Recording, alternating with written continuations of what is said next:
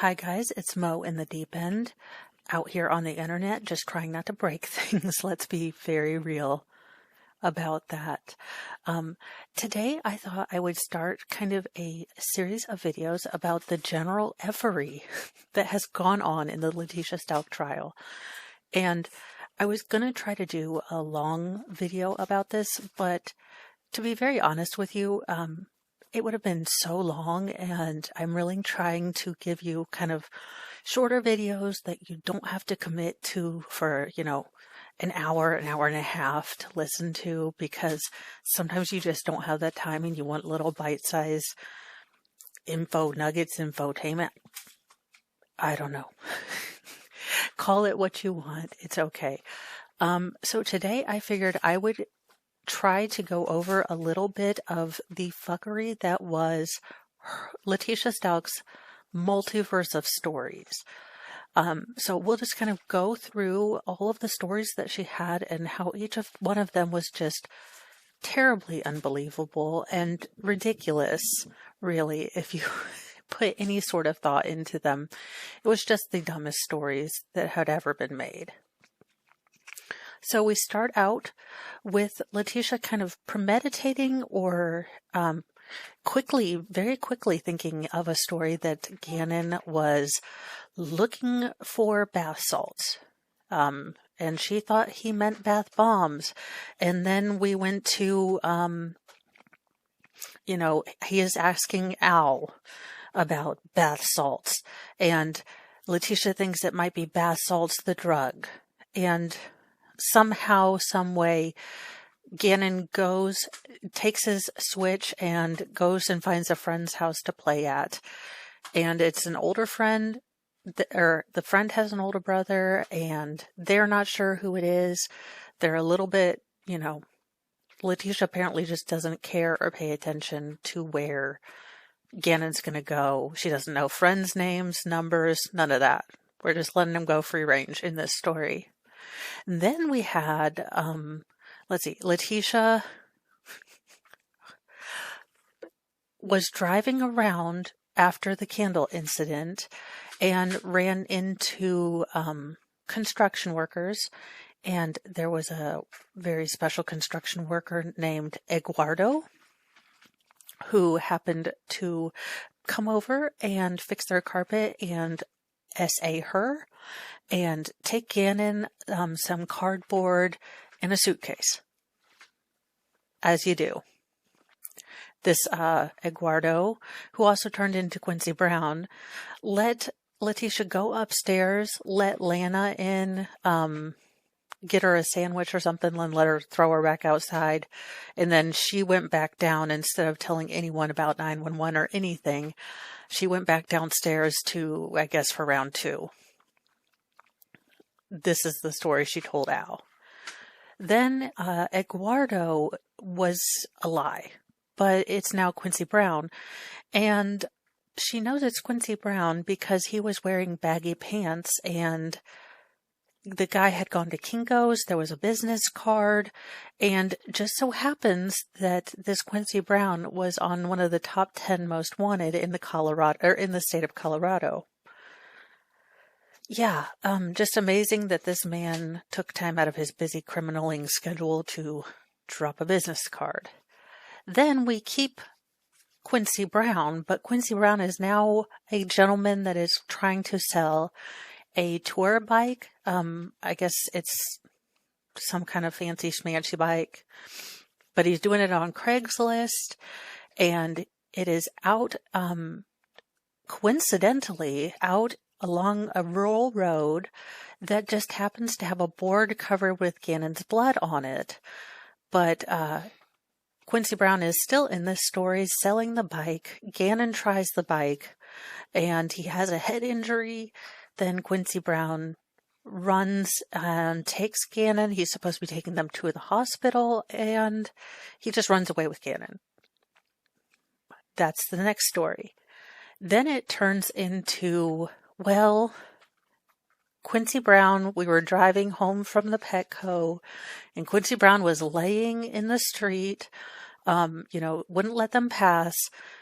Somehow she is in a locked car with Gannon, but somehow Quincy gets into the car with them, directs her to drive them home, and then we proceed with the prior SA story and that kind of shenanigans. Then it is, let's see, are we ready for the cartel yet? I believe so. I believe this is when we start saying that, look, I can tell you, but I'm going to need immunity. And Letitia desperately wants immunity from Al, even though Al is not one of the feds, not one of the police, not an attorney. I don't know what she wants him to give her immunity from, but it's a little ridiculous. And by a little bit, I mean a whole lot. And I thought you were a doctor, ma'am. You should know something.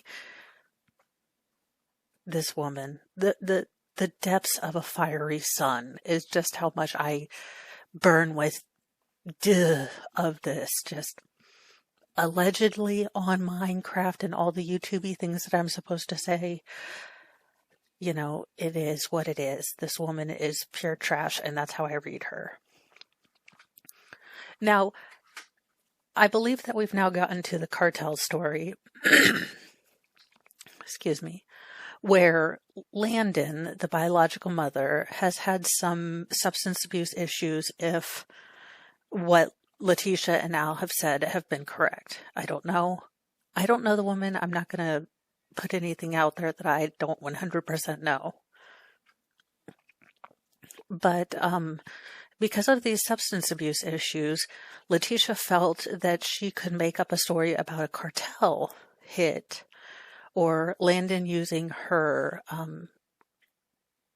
connections in the underworld of criminality, I guess, to orchestrate a plan to get the kids back.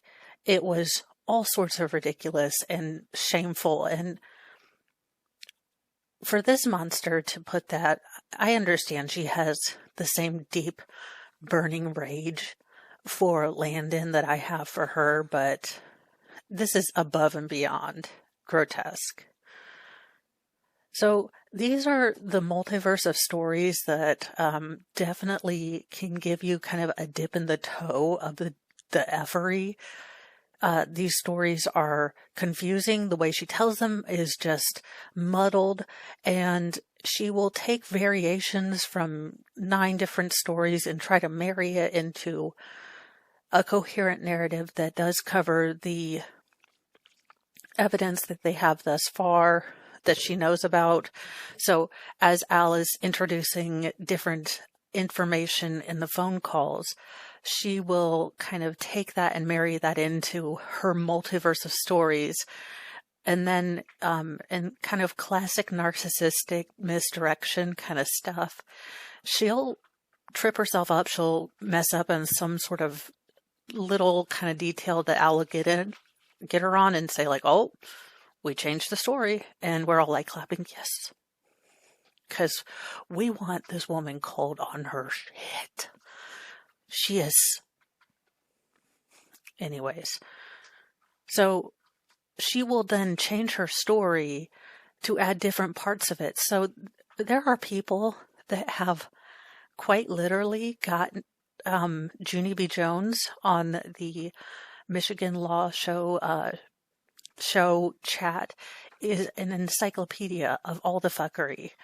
But this is me just trying to break it down into little almost 10-minute chunks to work on editing and that kind of thing, but also to give you sort of a toe dip in thing, because if I were a person just jumping into LawTube, this case is intriguing. You want to watch it, but it is like trying to eat an elephant. There's just so many tangents, and it's such a long case that I really want to try to pull out kind of general information in easy to digest videos, and then get you slowly ready to have the kind of my deeply obsessive note-taking deep dives on some of the video interviews and different things like that. If you have certain parts of the trial that you would really like me to dig into a little more, then leave it in the comments, and hopefully you've had a good day and that my video kind of gave you a little bit of laughs and a little bit of fun, and have a wonderful rest of your day.